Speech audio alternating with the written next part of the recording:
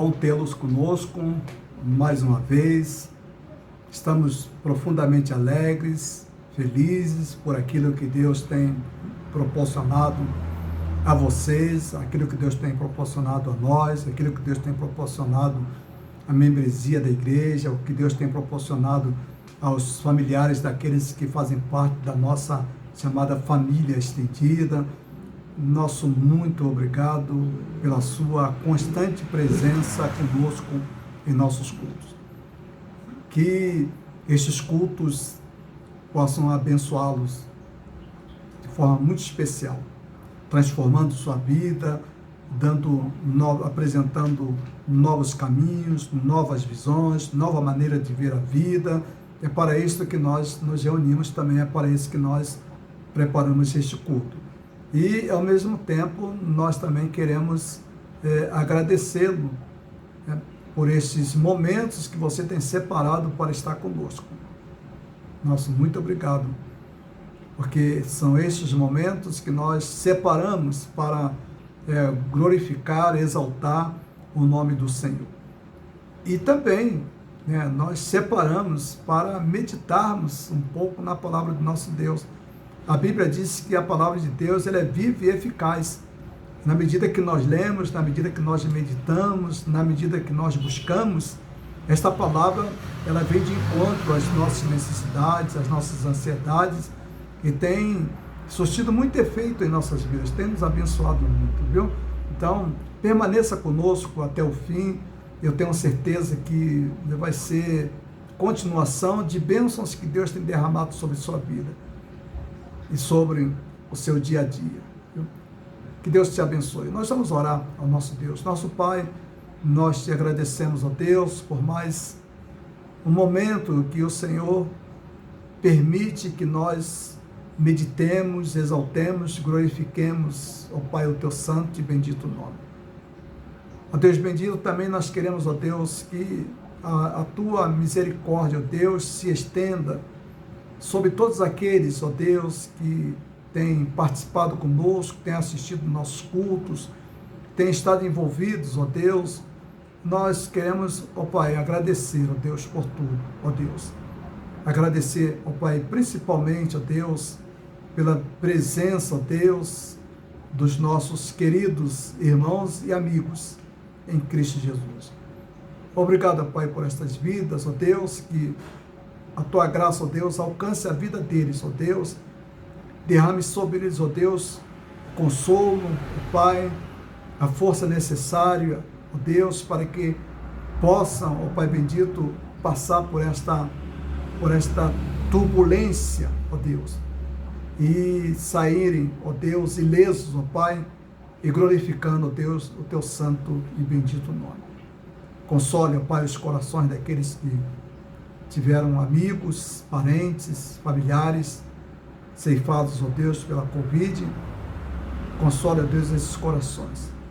Abra, ó Deus, a nossa capacidade, ó Deus, de entendimento da tua palavra, ó Deus, e de compreensão, ó Deus, do mundo que nós vivemos. Muito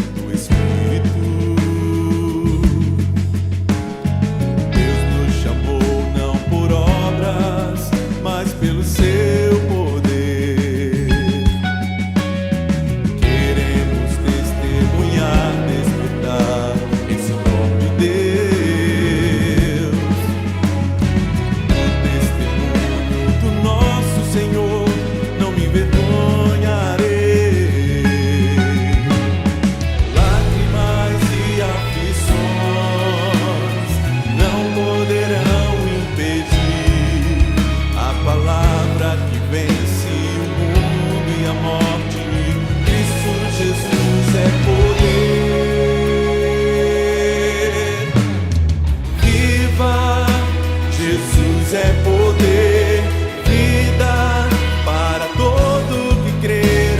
cativo liberdade e ao mundo transformação viva. Jesus é poder, vida para todo que crê, para o ferido, a cura do aflito, a esperança e para todos. Jesus é poder.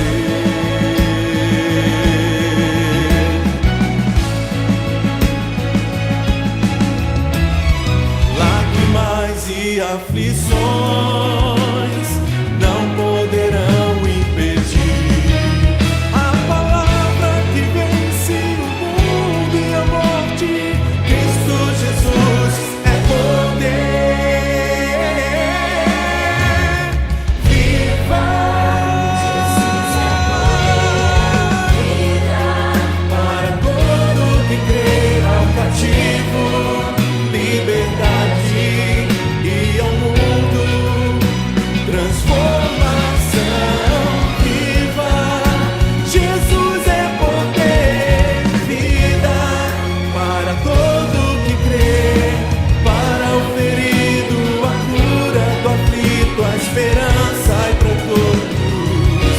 Jesus é poder.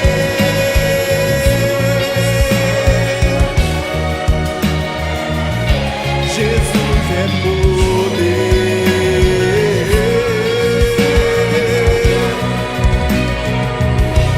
Jesus é poder.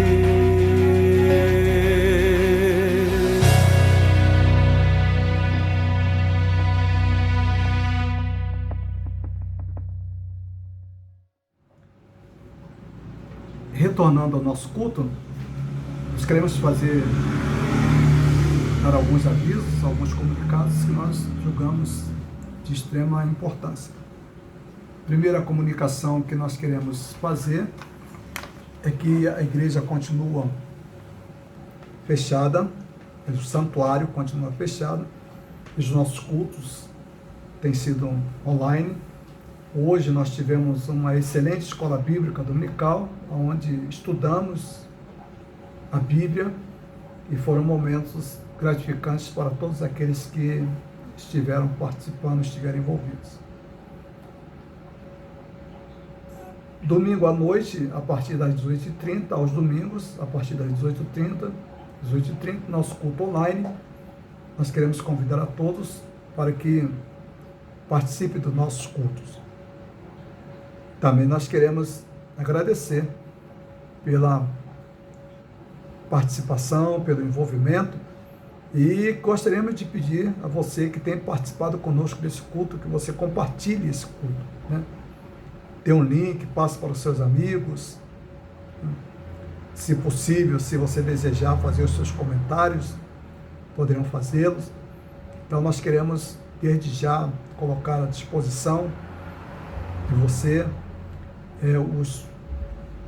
o que a igreja tem como oração. Se você precisa de oração, a igreja tem orado por aqueles que têm solicitado, então você pode também solicitar orações lá quando você for participar, você pode pedir as orações que a igreja estará orando. Na terça-feira, às 19h30, nós temos os nossos cultos de oração e estudo bíblico. Então a gente estuda a Bíblia meia hora e meia hora de oração. Então nós também queremos convidar você, se você quiser participar, a gente também pode ceder o link e você participar conosco, viu? Você é bem-vindo. Temos alguns aniversariantes da semana, nós queremos agradecer a Deus pela vida deles. A irmã Maria de Lourdes Pereira, da Hora, completou mais um ano de existência, parabéns. A irmã Maria José Gonçalves Bispo, também parabéns. Naama Araújo Gama, parabéns, mais um ano de existência. A Iris, também mais um ano de existência. E amanhã, dia 29, é o Renato Bispo Moura. Então, esses aniversariantes, parabéns a todos, que a sua vida seja uma bênção para aqueles que convivem com vocês, e que este ano que não foi tão fácil, mas Deus te abençoou, você foi agraciado, fato de você estar vivo é gratidão a Deus. Então, que Deus continue a te abençoar, como Deus tem abençoado a todos, viu? Então, que essa nova etapa na vida de vocês seja uma etapa muito abençoada para vocês, abençoarem aqueles que convivem, aqueles que estão próximos, aqueles que estão juntos, aqueles que estão distantes, mas que a vida de vocês se transformem em verdadeiras bênçãos para todos aqueles que estão aí à escuta da nossa voz. Que Deus possa abençoá-los. Irmãos, nós ainda queremos fazer algumas solicitações. Primeiro, nós ainda estamos, né, na dependência de montagem de cestas básicas para aqueles que necessitam. Então, quando você comprar os seus alimentos, quando você fizer a compra mensal, separe 1 quilo de alimento e aí você leve até o santuário, normalmente aos domingos, a partir das 15 horas, das 15 até as 17 horas.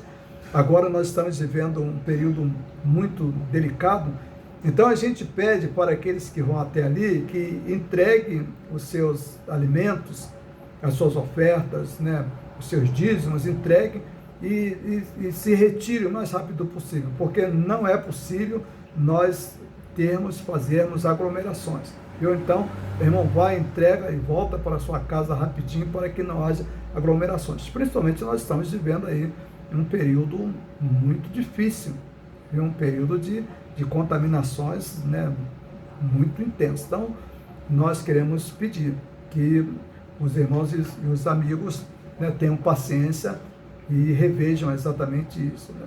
Uma outra coisa interessante, não diria tão interessante, mas uma coisa também muito importante. Nós estamos com um grupo de irmãos, membros da igreja, com acometido de Covid. Alguns estão isolados e outros têm parentes que estão em estados extremamente delicados. Eu não vou citar nome para que não cause constrangimento. Nós temos alguns que já se recuperaram, né? Então, parabéns esses que já se recuperaram. Hoje pela manhã, inclusive, ele estava lá lavando o carro, parabéns. E também eu gostaria de lembrar que nós temos aproximadamente uns 7, 8, né, membros da igreja que estão passando, né, por essa turbulência tão delicada mesmo. Vamos orar por eles. A maioria absoluta, quase na sua totalidade, estão se recuperando bem, né? Mas há parentes de irmãos que estão em estado extremamente delicados. Vamos orar, vamos pedir a Deus, vamos interceder, vamos clamar ao Senhor por estas vidas que estão passando esse momento de extrema dificuldade. Vamos continuar orando ao Senhor. Que Deus abençoe a todos, um bom culto, permaneça conosco até o final e que esse culto possa se transformar em bênçãos para você e que você possa abençoar a outros. Esse é o nosso desejo, que Deus te abençoe. Vamos continuar assistindo.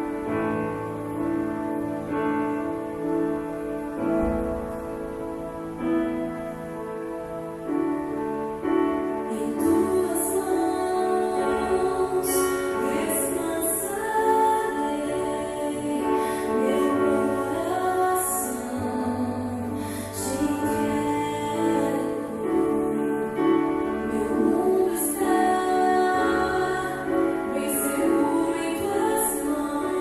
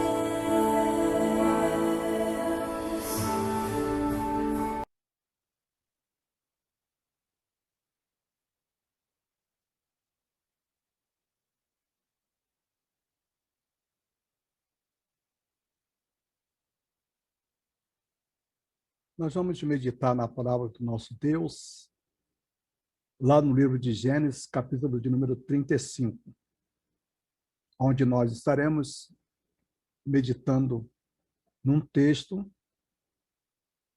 mas o versículo-chave da nossa meditação é o versículo de número 3 do capítulo de número 35 do livro de Gênesis. E diz: levantemo-nos e subamos a Betel, e ali farei o altar a Deus, que me responde no dia da minha angústia, e que foi comigo no caminho que tenho andado. Este é o versículo que servirá de base para a nossa meditação. E um tema da mensagem que nós estaremos meditando é exatamente: Deus está conosco. Deus, na sua infinita misericórdia, nós suplicamos a tua assistência, as tuas bênçãos, a tua orientação, a tua unção. E também, Pai, te pedimos, ó Deus, que o Senhor transmita, ó Deus, aos corações que estarão ouvindo a nossa voz, a mensagem, ó Deus, que tu tens para o coração deles. Ó Deus, que tu, ó Deus, através do teu Espírito Santo, ó Deus, faças, ó Pai, a interpretação fiel, ó Deus, nesses corações. Eu te imploro isso, eu te suplico, ó Deus, esta intervenção, em virtude, ó Deus, das nossas limitações. Mas, ó Pai, o teu Espírito Santo, ele não tem limitações e ele há de falar aos corações. Na certeza que nós te ouviremos, ó Deus, em nome de Jesus, que nós oramos. Amém. Amém. O texto da palavra de Deus aí está, texto que nós estaremos meditando, como eu disse anteriormente, o versículo 3 é o versículo-chave. Deus disse a Jacó: apronte-se, mude-se para Betel e estabelece-se ali. Ao chegar, construa um altar para Deus, que lhe apareceu quando você estava fugindo de seu irmão Esaú. Jacó disse à sua família e a todos que estavam com ele: joguem fora todos os seus ídolos pagãos, purifiquem-se e vistam roupas limpas.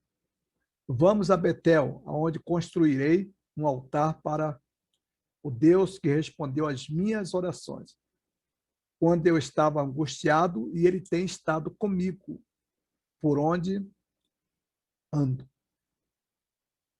Então entregaram a Jacó todos os ídolos pagãos e as argolas que usavam nas orelhas, e os enterrou ao pé da grande árvore perto de Siquém. Quando partiram, o terror de Deus se espalhou de tal forma entre os moradores das cidades próximas que ninguém atacou a família de Jacó. E por fim, Jacó e todos que estavam com ele chegaram à luz, também chamada Betel, em Canaã. Jacó construiu um altar e ali chamou o lugar de El-Betel, pois Deus lhe havia aparecido em Betel, quando ele estava fugido, e disse ao irmão: Deus abençoe a sua palavra lida aos nossos corações. Esse texto que nós acabamos de ler é um texto que está registrado há mais de 20 anos, quando Jacó sai da casa de seu pai, a casa de sua família, e vai para a casa de seu tio Labão. Chegando na casa de seu tio Labão, Jacó passa por momentos dificílimos, momentos conturbados, embates que, na verdade, ele não estava preparado e que, afinal de contas, o preparou para que ele pudesse ter um relacionamento com Deus muito mais profundo, muito mais equilibrado e também um relacionamento mais amadurecido.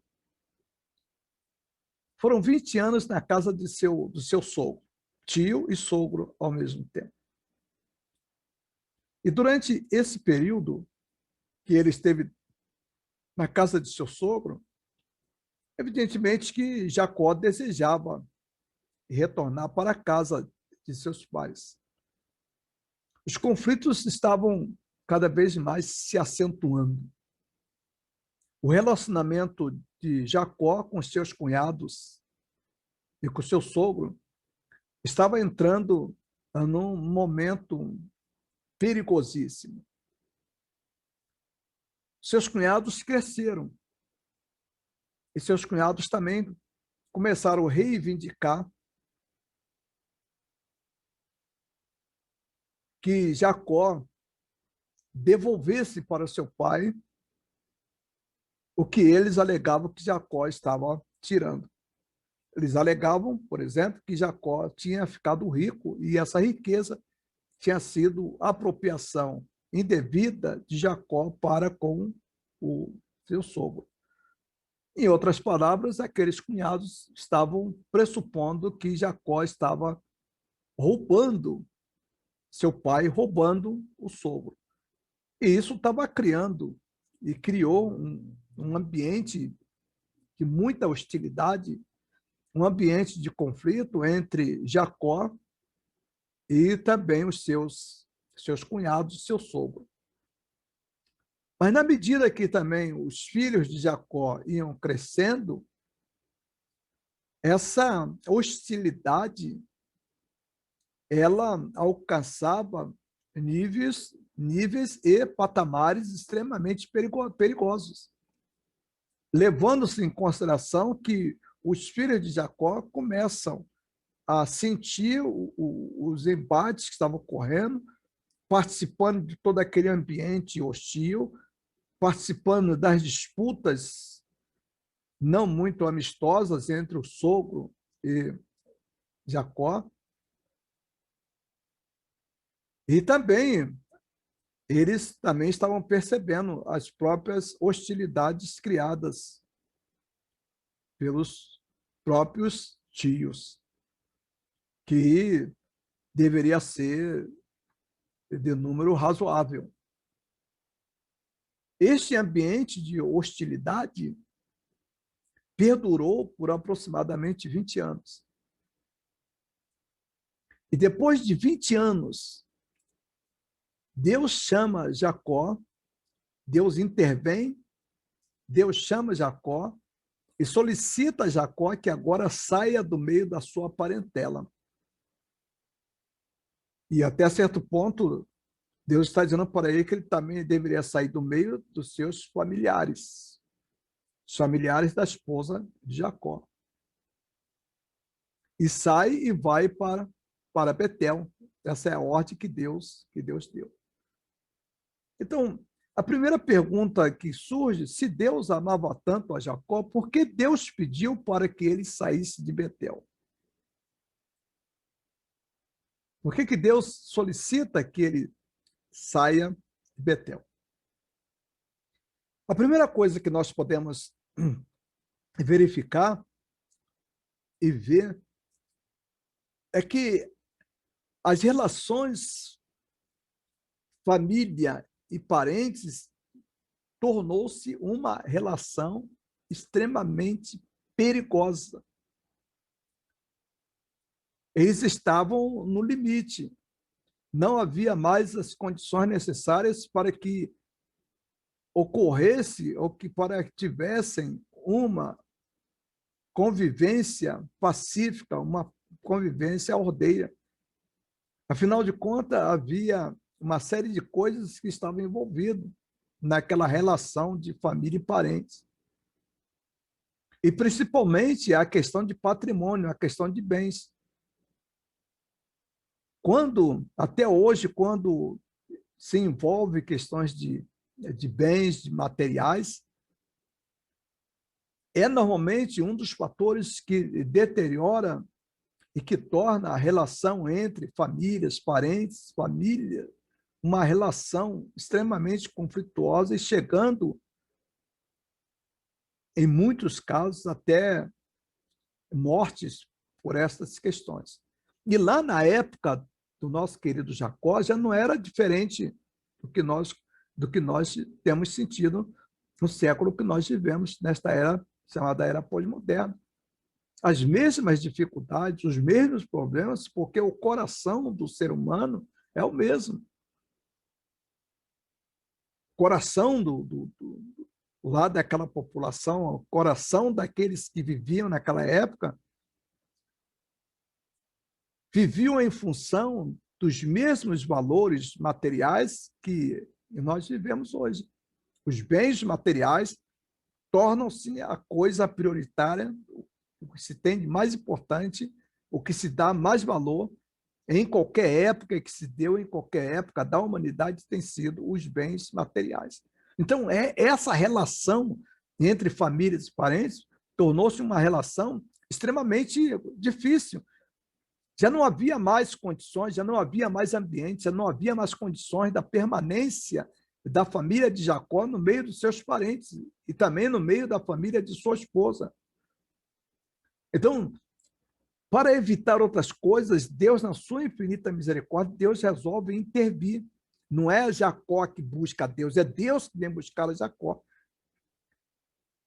E esse Deus que intervém na história do ser humano, na história individual e na história de família, esse Deus, ele não é o Deus da morte, não é o Deus causador de dificuldades, mas é um Deus que se preocupa profundamente com o bem-estar dos seres humanos em todas as suas dimensões. E o Deus, então, esse Deus do Antigo Testamento, esse Deus, ele faz o quê? Esse Deus, ele intervém na vida de Jacó e diz para Jacó, Jacó, sai daí e vai para Betel. E quando Deus tira ele lá, Deus manda ele para Betel, Deus está preocupado com essas questões. A segunda coisa que nós temos, muito importante, são exatamente as marcas dos valores assimilados na casa do avô. Os filhos de Jacó, afinal de contas, os filhos de Jacó, eles estavam convivendo com aqueles, eles estavam sentindo, eles estavam vendo. E eles passaram também a assimilar os valores que o avô estava repassando para eles no dia a dia, no relacionamento com eles, na conversa com eles. Então, aqueles valores que eram defendidos por Labão, esses valores estavam sendo assimilados pelos filhos de Jacó, pela família de Jacó. E aqueles valores não eram os valores que Deus tinha em mente para que Jacó e sua família fossem portadores. Deus tinha outros valores. Deus tinha outros propósitos, Deus tinha outros projetos para a vida da família de Jacó. E os propósitos de Deus, eles estão voltados para que a família de Jacó se transformasse numa bênção para todas as demais famílias. Esse sempre foi o propósito de Deus para com todos os seres humanos. E esses propósitos de Deus permanecem até os dias de hoje na igreja, que é o novo Israel de Deus. Quais são os propósitos de Deus para com as nossas vidas? Os propósitos de Deus para com as nossas vidas é que nós, sendo abençoados, nós nos tornemos bênçãos para aqueles que convivem conosco, aqueles que estão mais próximos de nós. Então, era necessário que Jacó retirasse, saísse da casa de seu sogro e fosse ao encontro de Deus. Deus havia chamado, Deus havia tido. Mas Deus estava percebendo que aqueles valores estavam muito presentes, os valores da casa de Labão, a família de Labão, estavam sendo reproduzidos.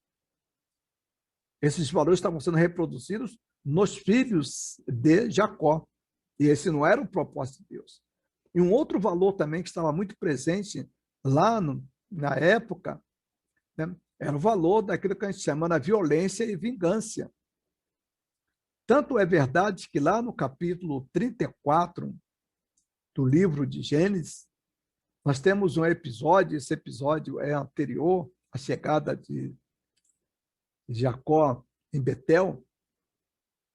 Olha o que vai acontecer. 3 dias depois, quando ainda sofriam dores dos filhos de Jacó, Simeão e Levi, irmãos de Diná, pegaram suas espadas e atacaram a cidade desprevenida, matando todos os homens.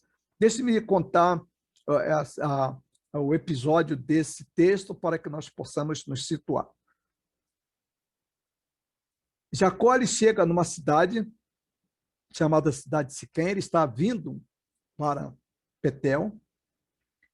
Deus vai até lá e me manda que ele saia lá do meio dos seus parentes, que ele saia do meio da família da sua esposa e venha para Betel, porque ali Deus iria ter uma conversa com ele, Deus ia ter um relacionamento com ele, Deus queria ter um encontro com ele, um encontro muito íntimo, um encontro marcado de Deus falando e Deus traçando normas para a vida de Jacó e também a vida de sua família. E nesse caminhar de Jacó até Betel, nós tivemos alguns incidentes que marcaram profundamente a vida da família de Jacó. O primeiro incidente foi aquele incidente quando ele está saindo, o seu sogro, né, acorda e olha de um lado, olha de outro, não vê Jacó, não vê a sua filha, não vê os seus netos, ele sai desesperado, junta os seus filhos, também os seus soldados, e vão em grandes quantidades em busca de Jacó para que pudesse trazer Jacó de volta. Só que nesse seu caminhar, antes que ele tomasse essa decisão, Deus falou com ele em sonho que ele não deveria tocar em Jacó e que ele prestasse atenção àquilo que ele ia falar com Jacó. Então, Deus chama a atenção de Labão, porque Deus sabia perfeitamente o temperamento, Deus sabia perfeitamente quais eram os valores que, afinal de contas, estavam presentes na vida e na cultura de Labão.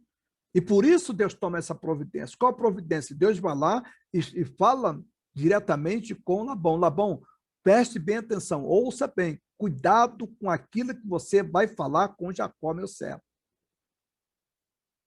Mediante a palavra de Deus, através de um sonho,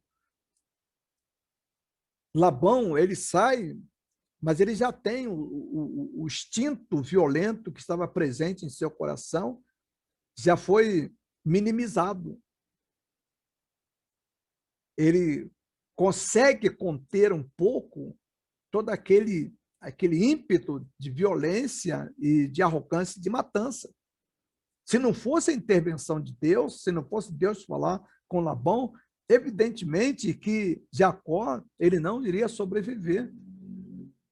Tanto é que quando Labão encontra com Jacó, o encontro deles foi um encontro extremamente áspero.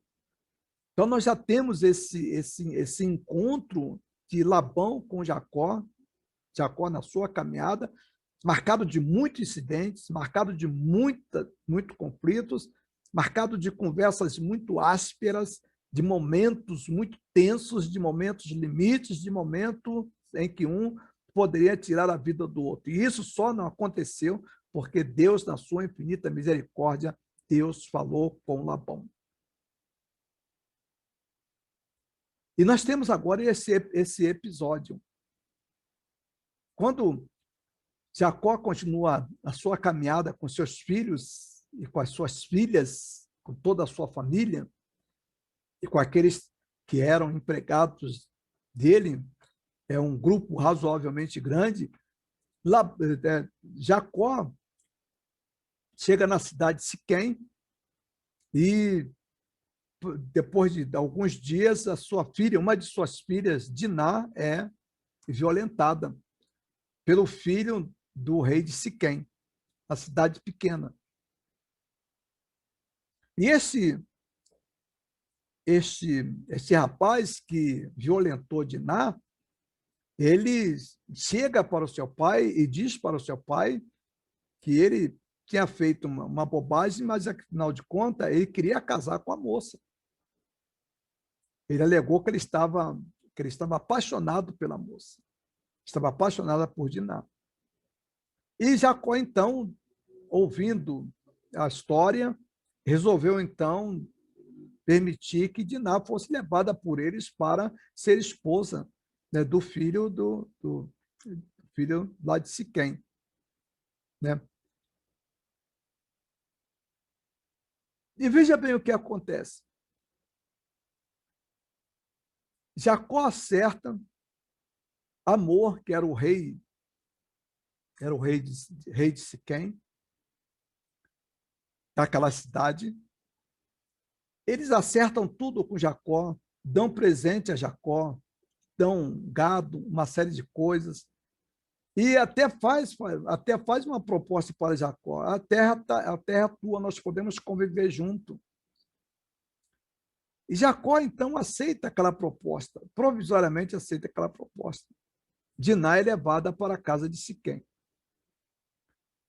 E aí a Bíblia diz que 2 dos filhos de Jacó, que foram exatamente Simeão e Levi, que eram irmãos de Diná, eles aproveitaram a oportunidade, uma noite, e invadiram a cidade. 3 dias depois invadiram a cidade, atacaram a cidade e mataram todos daquela cidade. Olha como é que a família de Jacó já era uma família extremamente violenta. A gente olhando esse texto aqui, nós vamos entender por que Deus já havia intervido e falado para Labão. Porque Labão não conhecia o instinto de violência de seus netos, do que eles eram capazes. Mas Deus sabia, porque Deus conhecia os corações de todos. Então, Deus já prevendo que seria uma carnificina, Deus intervém e Deus fala ao coração de Labão. E Labão, quando se encontra com Jacó e com a sua família, tiveram momentos muito ásperos, mas ele resolveu, sob a égide do Espírito Santo, ele resolveu deixar que Jacó seguisse seu caminho. Aí, depois disso, nós temos esse episódio. Esse episódio retrata bem os valores que os filhos de Jacó eram portadores. Eles entram na cidade à noite, matam os homens. Só que eles mataram os homens numa situação de covardia. Por quê? Quando Jacó fez o acordo com o rei de Siquém, Jacó disse: olha, a única maneira que tem de nós nos tornarmos uma família, do seu filho casar com a minha filha, é todos os homens e ele passar pela circuncisão. E aí o rei, ele deu ordem, o rei Amor, ele deu ordem para que todos os homens fossem circuncidados. E no auge da recuperação, no auge da convalescência, enquanto os homens ainda estavam se recuperando daquela cirurgia, daquela operação, os filhos de Jacó, sabendo disso, eles entraram à noite, mataram todos os homens. Quem fez isso foi Simão e Levi. Entraram e mataram todos os homens à espada. Eles não tiveram condições de sair. Olha o que diz o versículo 26. Mataram o fio da espada, Amor e seu filho, Siquém. Tiraram Diná da casa de Siquém e partiram. Quando os outros irmãos de Jacó, quando os outros filhos de Jacó tomaram conhecimento do que tinha acontecido, eles, ao invés de repreenderem seus irmãos Simeão e Levi, o que eles fizeram? Olha o versículo de número 27. Vieram então os outros filhos de Jacó e, passando pelos corpos, saquearam a cidade onde sua irmã tinha sido desonrada. Apoderaram-se das ovelhas, dos bois, dos jumentos, de tudo que havia na cidade e no campo. Olha, e preste bem atenção. levaram as mulheres e as crianças e saquearam todos os bens o que havia nas casas. Quando esse texto diz, no versículo de número 29, que eles levaram as mulheres e as crianças e saquearam todos os bens e tudo que havia nas casas, no início do versículo, quando diz levaram as mulheres e crianças, eles já estavam plenamente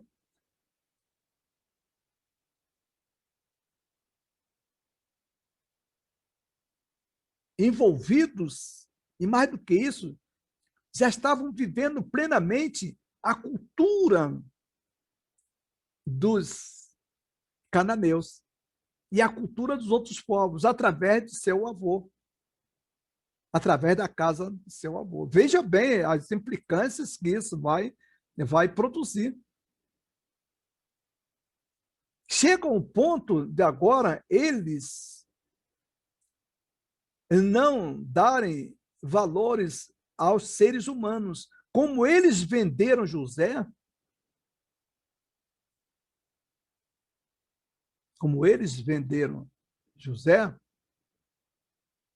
eles também se acham no direito agora de pegar essas crianças e essas mulheres e transformar essas crianças e essas mulheres ou em escravos ou em objetos de venda.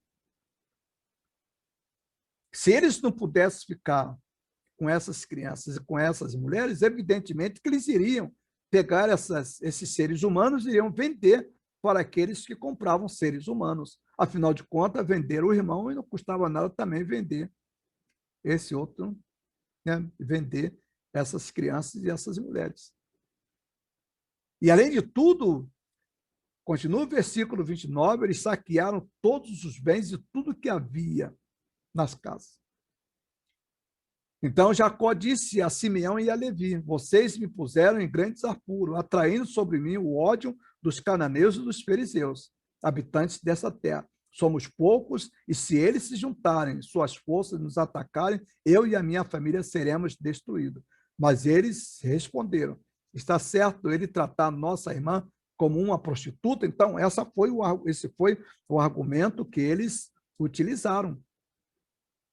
Então, uma família que foi gestada, uma família que adquiriu, uma família que passou a viver o valor ou os valores da violência. E aí, veja bem, eles agora estão caminhando para o encontro com o outro tio. Eles estão agora caminhando para o encontro com Esaú. Porque Deus deu ordem agora que eles deveriam, Deus havia dado ordem para que eles voltassem, para que eles não permanecessem aonde eles estavam. Bem, evidentemente que Deus tinha propósitos extremamente bem definidos. Deus tinha propósitos bem definidos para aquela família. E um dos propósitos que Deus tinha era a reconciliação dos irmãos. Jacó, quando sai da sua casa, quando ele sai da casa de seus pais, ele sai com um ódio muito profundo, alimentado contra seu irmão, e seu irmão também com ódio muito profundo sobre Jacó. Havia um ódio recíproco. Ódio causado pela falta de habilidade tanto de Jacó quanto de sua esposa. Quanto de Isaac, quanto da sua esposa. Eles não souberam, eles não tiveram as condições necessárias de administrar as diferenças que haviam entre Jacó e entre seu irmão Esaú. Esaú era um exímio caçador. E pelo fato de ele ser um exímio caçador, ele tinha habilidades nesta área, habilidades fora dos padrões normais. Ele era um exímio caçador.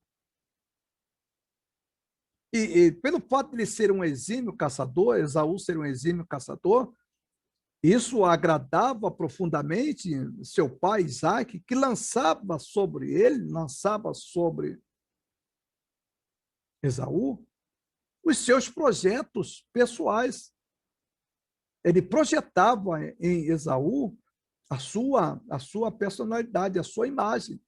Já que ele não pôde ser assim, ele se realiza naquilo que o filho era.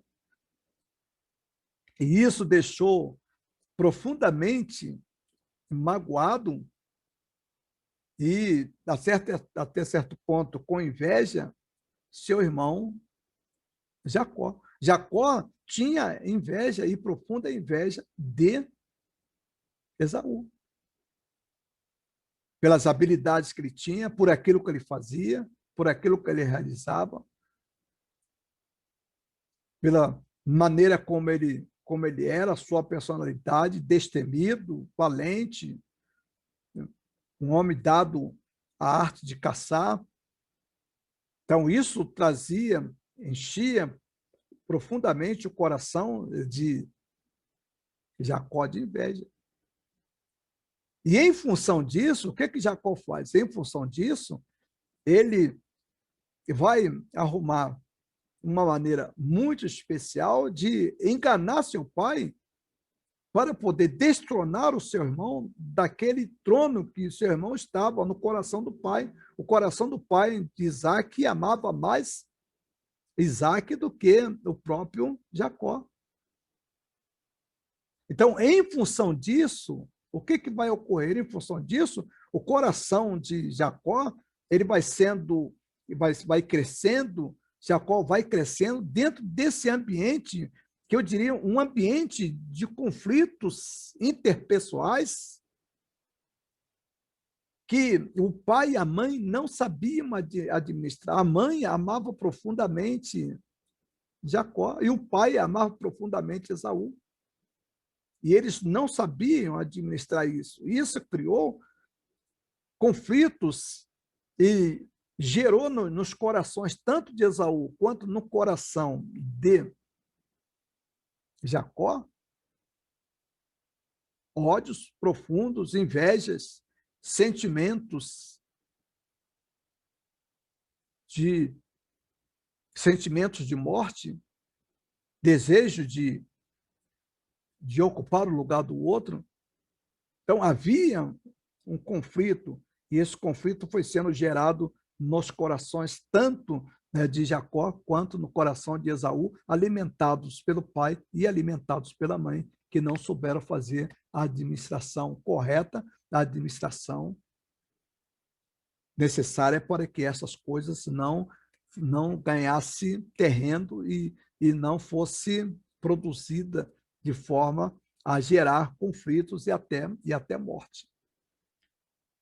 Então, quando Jacó, juntamente com a sua mãe, engana seu pai Isaac, quando ocorre isso, e quando Esaú chega em casa e descobre que foi enganado, o ódio que estava no coração dele extrapolou, e a coisa que ele mais desejava era tirar a vida de seu irmão. A sua mãe, percebendo isso, ela manda Jacó para a casa de seu irmão, Labão, onde ele passa 20 anos também vivendo conflitos dos mais terríveis possíveis.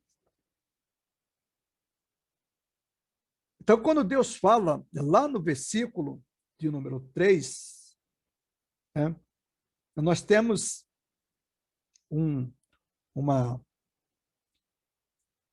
a partir do versículo de número 3, nós temos ali uma solicitação muito marcante, onde Deus solicita, Deus manda que eles, no versículo 2, que eles lançassem fora os ídolos. Olha o que diz o versículo. Então disse Jacó à sua família e todos que com eles estavam. Então Jacó está chegando próximo a Betel. E quando ele está chegando em Betel, Deus dá uma ordem para ele e ele transmite essa ordem para a sua família. Versículo do número 2 do capítulo 35. Então disse Jacó à sua família e a todos que com ele estavam: tirai os deuses estranhos que há no meio de vós e purificai-vos e mudai as vossas vestes. Então, lançar fora os ídolos. Então, o primeiro ídolo que estava presente no coração, na vida de Jacó, a começar por Jacó, era a inveja.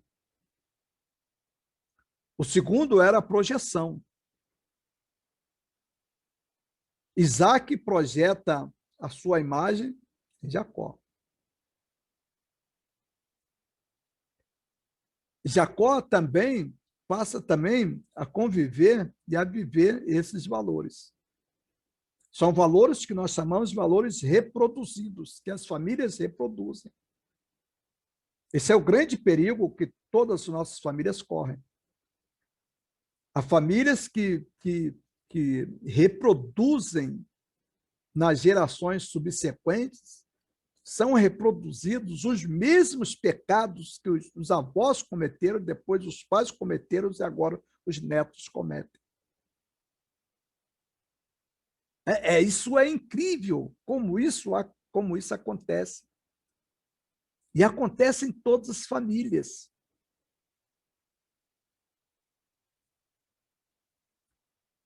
Durante esses mais de 40 anos de ministério, é uma das coisas que mais ocorre nos seios das famílias, chamadas famílias cristãs, famílias evangélicas, em todas as igrejas, é exatamente isso. Os pecados dos avós vão sendo reproduzidos para os filhos e depois eles são reproduzidos lá com os netos. Quando você vê uma família com muitos conflitos, com muitas dificuldades, você pode começar a fazer o levantamento e você vai ver que os mesmos problemas, os mesmos pecados, as mesmas falhas que os avós cometeram, depois os filhos cometeram e, finalmente, os netos continuam a reproduzir aquele tipo de pecado. Então, valores que são reproduzidos de forma contínua de geração em geração. Então, Deus ordena que Jacó volte. Sai da casa de Labão. Volta para a sua casa. Só que quando Deus ordena que Jacó volte, Jacó começa a tomar algumas atitudes que são atitudes que foram tomadas por interferência e por manifestação de Deus na vida de Jacó. Jacó deveria voltar com humildade. Por que com humildade? Jacó deveria encontrar seu irmão e dizer para o seu irmão que ele havia errado e que ele havia pecado para com seu irmão. E o texto diz, um pouquinho mais adiante diz, que quando Jacó se aproximou do seu irmão, Jacó se ajoelhou e colocou o rosto em terra em sinal de humildade diante de seu irmão. Há momentos na vida que não há a mínima possibilidade de vencermos qualquer tipo de coisa, a não ser através da humildade.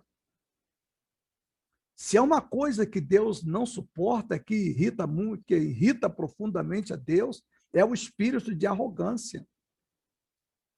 E as famílias estão sendo destruídas, as famílias estão sendo levadas ao sofrimento por esta questão, por questões de falta de humildade. Quantos filhos não têm a mínima humildade? Nós vivemos uma geração que a arrogância parece que é a marca dessa geração.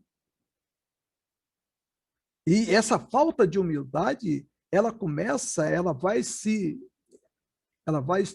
vai contaminar todas as áreas e todos os setores que aquelas pessoas estão inseridas. Meu camarada, ele é muito comum filhos agirem como se as pessoas mais velhas fossem um bando de pessoas que não sabem nada. E a arrogância tem sido o motivo de destruição de muitas e muitas famílias.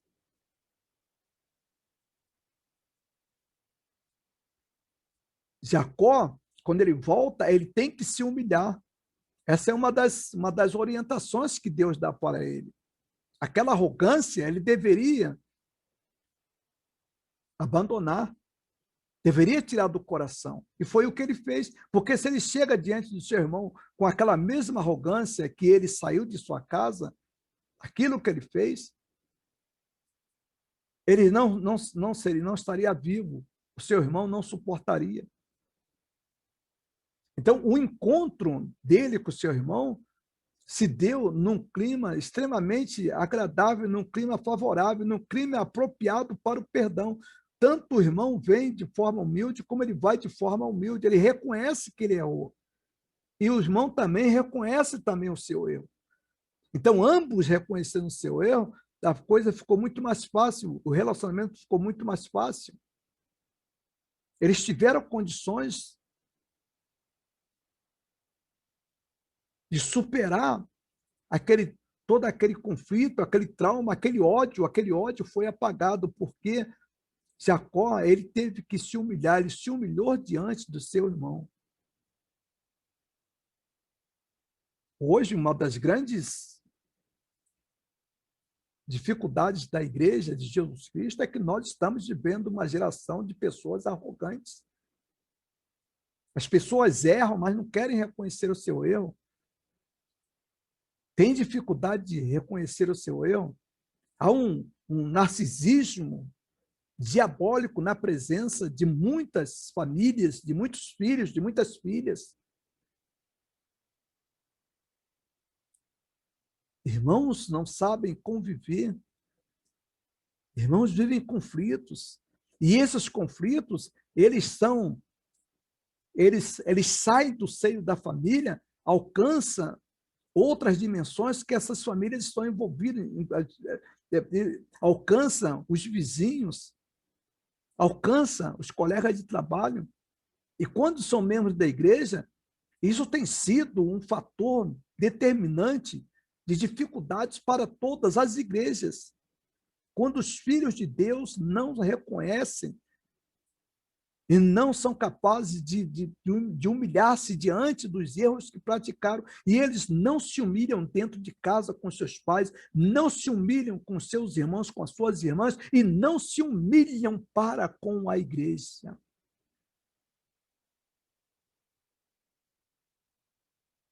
E daí nós temos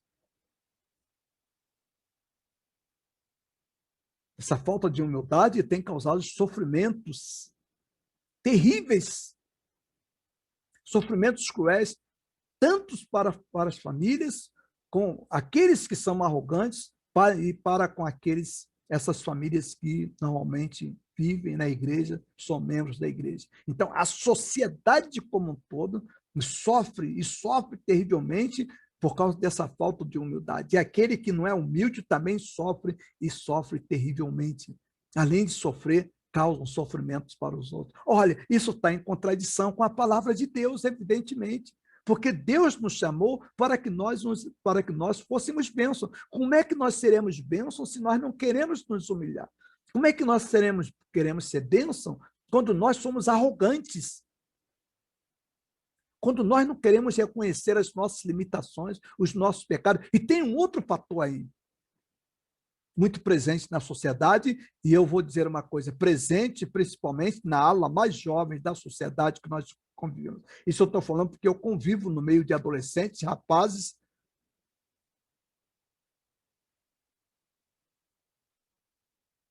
convivo com mais de 600 durante o dia. E a maioria absoluta são arrogantes, têm dificuldade de humilhar-se. E isso eu estou falando no outro setor da sociedade. Mas esses mesmos que estão lá neste outro setor da sociedade são os mesmos que às vezes estão envolvidos em suas igrejas. E aí cai naquilo que o apóstolo Paulo diz, são irreconciliáveis. Não respeitam a pai e a mãe. Se eles não têm respeito pelos pais e mães, se eles não são humildes para com seu pai e sua mãe, vão ser humildes para com o quê? Vão ser humildes para com a igreja? Não. Deus também ordena que Jacó volte com humildade. Deus ordena que Jacó abandone, que a família de Jacó abandone a idolatria. Do versículo 2 até o versículo número 4. Então disse Jacó à sua família e a todos que com ele estavam: tirai os deuses estranhos que há no meio de vós, e purificai-vos, e mudai as vossas vestes, porque as vestes deles estavam manchadas de sangue. Então, abandonar a idolatria. Era uma ordem que Deus estava dando para eles.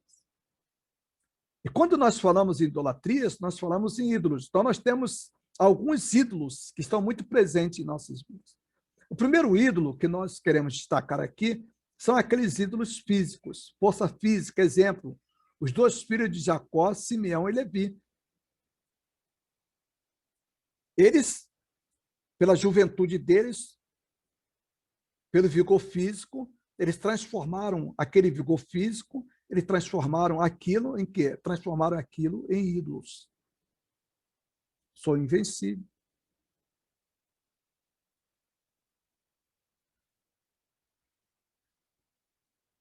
É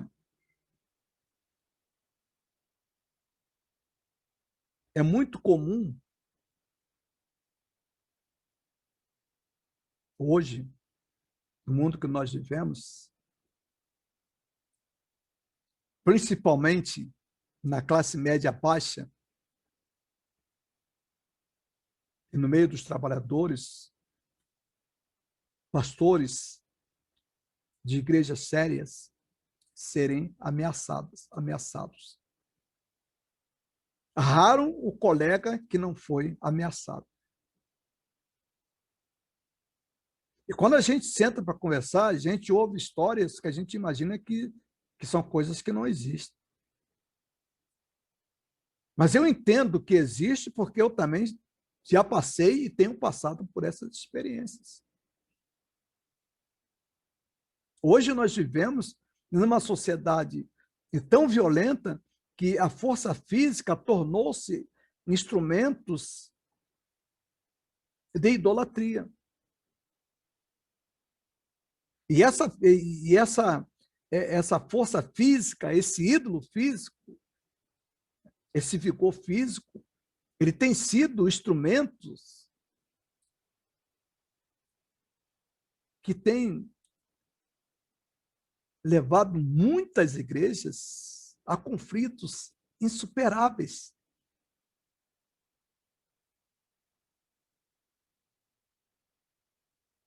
Ameaças de membros para com membros, utilizando o seu vigor físico. Isso é um dos ídolos da nossa sociedade, um dos ídolos que está presente. O segundo ídolo, ou o segundo ídolo que nós temos aí, são os ídolos conceituais.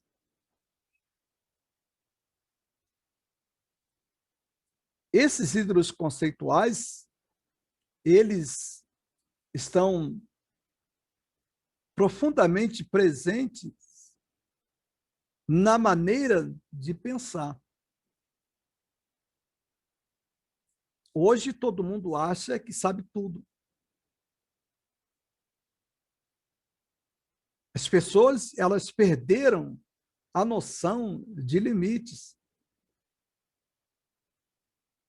O sujeito nunca estudou história e ele se coloca como se fosse doutor em história.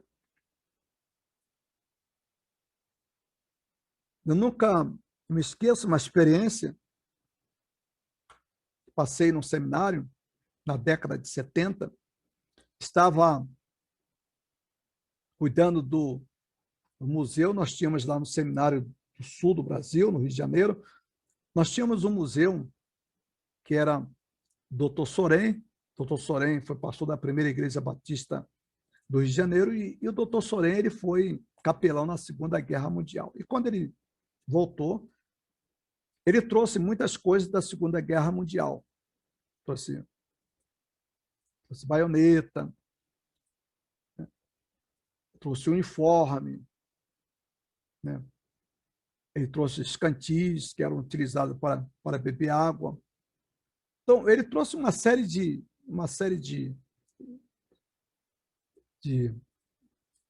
coisas que ele usou na Segunda Guerra Mundial. Ele, então, resolveu criar um museu lá no Seminário Teológico Batista do Sul. E aquele museu, normalmente, ele ficava aberto à tarde. E quando eu cheguei no seminário, eu fui convidado, fui chamado por ele para trabalhar naquele museu. Eu trabalharia à tarde e receberia uma certa remuneração que ajudaria no pagamento, nas minhas despesas de seminarista. E aceitei, trabalhei aí durante três anos, quase 4 anos naquele museu. Então, todas as tardes, após o almoço, né, ia para o museu, limpava, abria, né, ficava ali sentado, acompanhando, né, catalogando, fazendo as coisas. Quando foi um belo dia, isso era muito comum, aliás, o Dr. Sorém sempre visitava o museu porque fazia parte da história dele. Era muito comum, às sextas-feiras, ele dar uma passada, entrava, olhava, via essas coisas estavam em ordem, né? E ele tinha as chaves de né, de algumas prateleiras que ele normalmente tirava, limpava, tinha coisas que eram coisas perigosas, então ele gostava de fazer a verificação. E aí, numa sexta-feira à tarde, ele chegou e eu estava com um livro fechado em cima da banca. Ele olhou, eu senti que ele estava muito inquieto. Ele pegou aquele livro e me perguntou: você está lendo esse livro? Esse livro era um comentário de um grande filósofo e sociólogo e também historiador e economista. Era um filósofo que marcou, né, marcou a modernidade. Filósofo muito conhecido, muito lido, né? Ele olhou aquele livro, que era um livro de alguém que comentava sobre aquele personagem. Ele me disse assim: você está lendo esse livro? Eu falei: estou. Ele perguntou: mas para que você está lendo esse livro? Eu falei: pois não, eu estou lendo esse livro porque eu gostaria de conhecer esse autor, gostaria de conhecer esse filósofo. Ele falou: faça o seguinte, guarde esse livro e leia depois. Você vai ler um livro escrito por esse autor. Se você não conhece o autor, não leia os livros que alguém está falando sobre o autor. E ele me disse assim: pela seguinte razão, esse autor, ou os autores que informam sobre este personagem, o personagem principal, eles vão colocar a visão deles. O ideal é que você leia, tenha a sua visão, e agora, depois que você terminar de ler, que você tiver a visão sobre o autor, você vai ler agora outras visões do autor. Isso aí você vai ficar no mesmo pé de igualdade dos autores.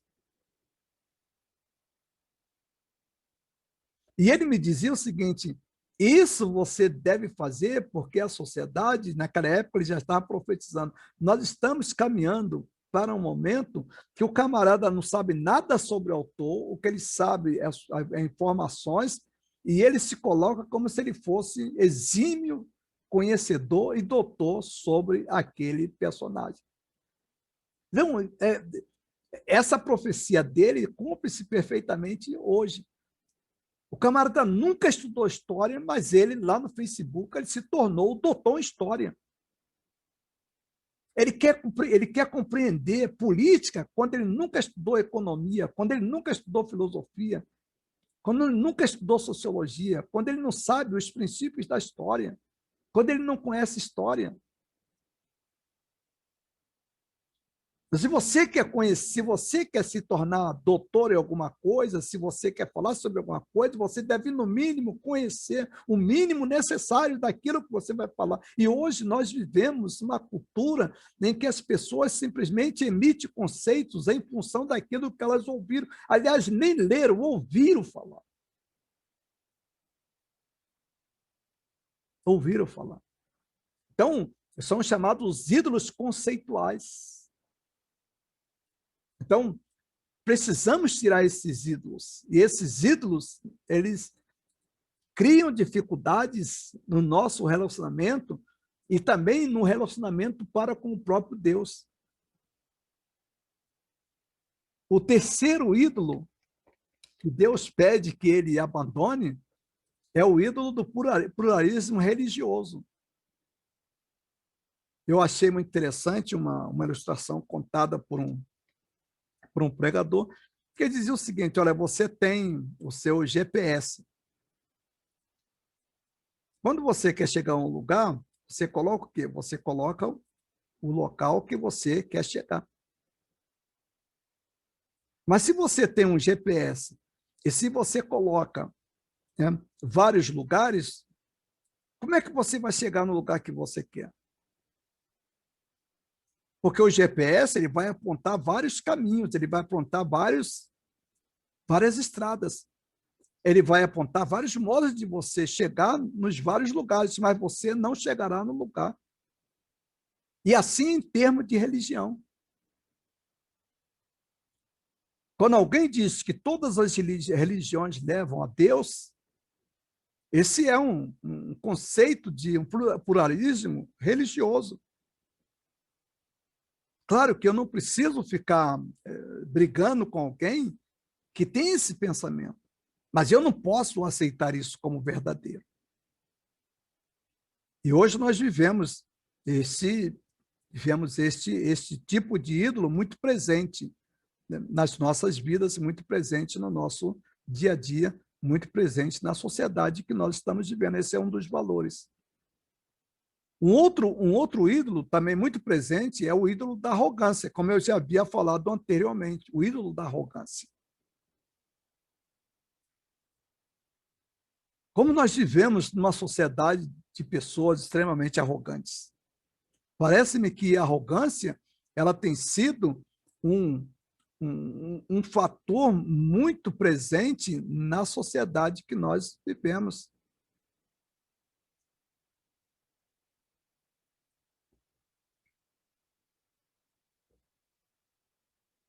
Eu sei tudo, eu sou o centro do mundo, eu sou a pessoa mais importante, a minha opinião é a única opinião que vale. Esse é um ídolo que está muito presente na sociedade que nós vivemos.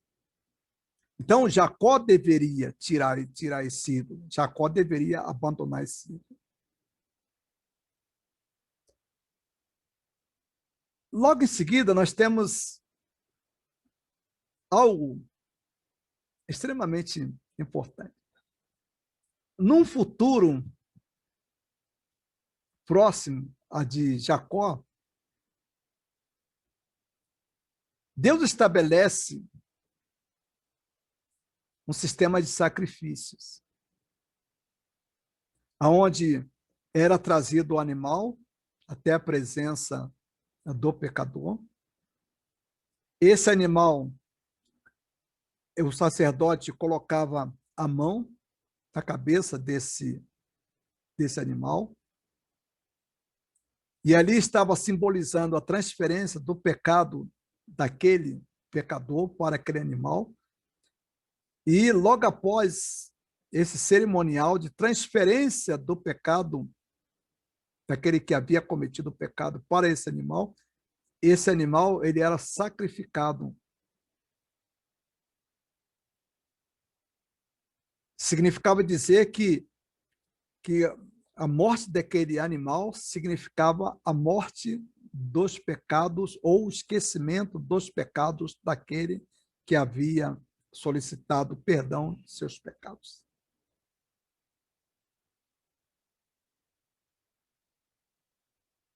Era um processo muito interessante. Por duas razões.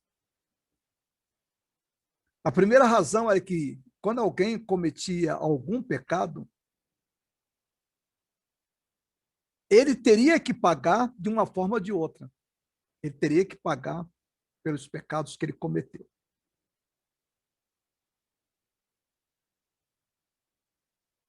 E como ele não podia pagar, alguém deveria pagar por ele.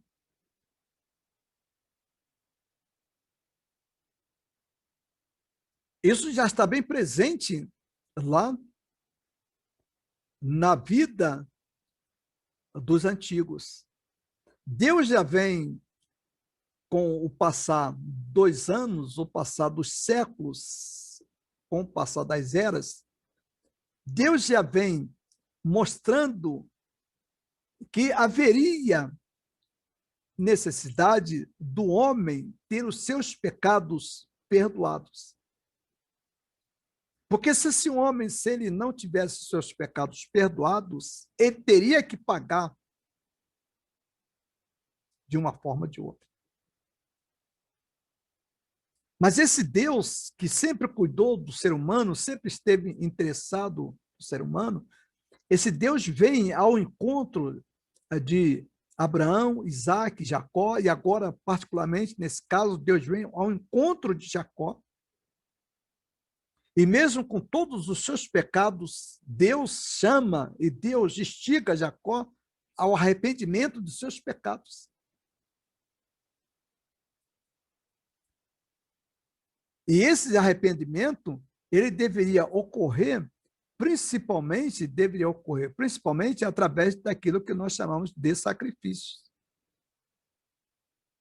E foi exatamente o que Jacó fez. Quando Jacó chega em Betel, Jacó vai oferecer um sacrifício a Deus.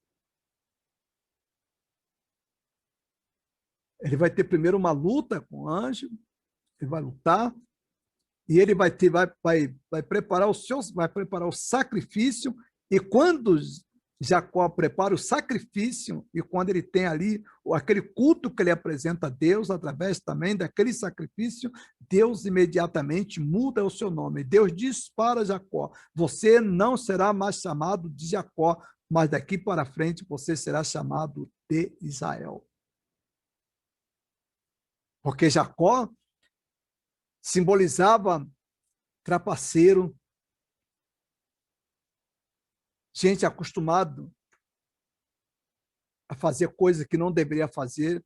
O nome Jacó simbolizava tudo aquilo que estava envolvido a vida de Jacó. Todo aquele trapaceamento, ele trapaceando e sendo trapaceado, trapaceando e sendo trapaceado, sendo violento e sendo violentado, sendo odiado e também odiando. Então, aquele estilo de vida voltado para o pecado, Deus disse: daqui para frente, esses pecados que você cometeu, todos eles foram perdoados através desse sacrifício. E daqui para frente, agora, você agora vai receber um novo nome. O nome que você vai receber agora é Israel. Você agora não é mais Jacó, mas você agora é Israel, porque você esteve com Deus e você prevaleceu, mesmo estando com Deus. Não é que ele venceu a Deus, mas é que ele prevaleceu mesmo diante da glória, da graça e da misericórdia do Senhor, porque Deus deu as forças necessárias para que ele pudesse suportar a presença santa do Senhor na sua vida. E aí Deus vai estabelecer um novo modelo de sacrifícios. E esse novo modelo de sacrifício que Deus vai estabelecer era um modelo que exigia que alguém morresse pelos pecados do pecador. Porque o pecador, ele não teria as condições necessárias para poder pagar os seus pecados, mas ele tinha que pagar. E Deus, na sua infinita misericórdia, Deus abre essa porta gigantesca diante do ser humano para que o ser humano possa confessar os seus pecados, ter os seus pecados perdoados e ser aceito por Deus. Lá no livro de 1 João, capítulo de número 2, versículo 1, João fala sobre Jesus, que veio morrer em nosso lugar, veio tomar o nosso lugar. E João diz: meus filhinhos, escrevo a vocês estas coisas, para que vocês não pequem. Se, porém, alguém pecar, temos um intercessor junto ao Pai, Jesus Cristo, o justo. Então, eu não posso pagar os meus pecados, mas eu tenho alguém que paga por mim. Porque se esse alguém, que é Jesus Cristo, se ele não pagar por mim, eu de uma forma ou de outra pagarei, mas eu não tenho como pagar. E o preço que eu tenho que pagar, eu não posso pagar. Eu não tenho condições. E aí diz, ainda 1 João, capítulo 1, versículo 7, se porém andarmos na luz, como ele está na luz, temos comunhão um com os outros, e o sangue de Jesus, seu Filho, nos purifica de todo o pecado. 1 João 1, versículo de número 7. Então, Jesus veio a este mundo para morrer em meu lugar, para morrer no seu lugar. Porque é necessário, seria necessário que nós fôssemos punidos e que nós pagássemos pelos nossos pecados. Mas se nós não tínhamos as mínimas condições. Então Deus envia seu filho. E seu filho aceita uma proposta, e essa proposta é aceita, morrer em nosso lugar. Mas ele veio morrer por amor. Ele morreu porque ele ama profundamente o pecador. Ele ama as famílias. Ele ama cada um de nós. Esse Deus do Antigo Testamento, que é o Deus que ainda permanece hoje, falando aos nossos corações, querendo entrar em muitas vidas, não abandonou nenhum ser humano, mas sempre querendo entrar. Mas ele não faz isso de forma violenta. Ele faz de forma amorosa. Ele faz quando ele consegue te convencer. Mas lembre-se de uma coisa: você é pecador e você precisa dele, porque você não tem como pagar os seus pecados. E a Bíblia, a palavra de Deus, ainda lá no livro que o apóstolo Paulo escreve aos Efésios, Paulo diz: porque pela graça sois salvos por meio da fé, e isto não vem de vós, é dom de Deus, não vem das obras para que ninguém se glorie. Não há como pagar a nossa salvação. Não há como pagar o perdão dos nossos pecados. Quem faz isso é o próprio Deus, e não somos nós. Que Deus, na sua infinita misericórdia, Deus abençoe o seu coração, Deus abençoe a sua vida, e que você abra o seu coração para Jesus e tenha perdão dos seus pecados. E Ele quer conduzi-lo em nova caminhada, em nova maneira de viver, em novos valores. E você verá que esse caminho é um caminho extremamente instigante e desafiante. e que Deus abençoe a sua vida, o seu coração. Amém.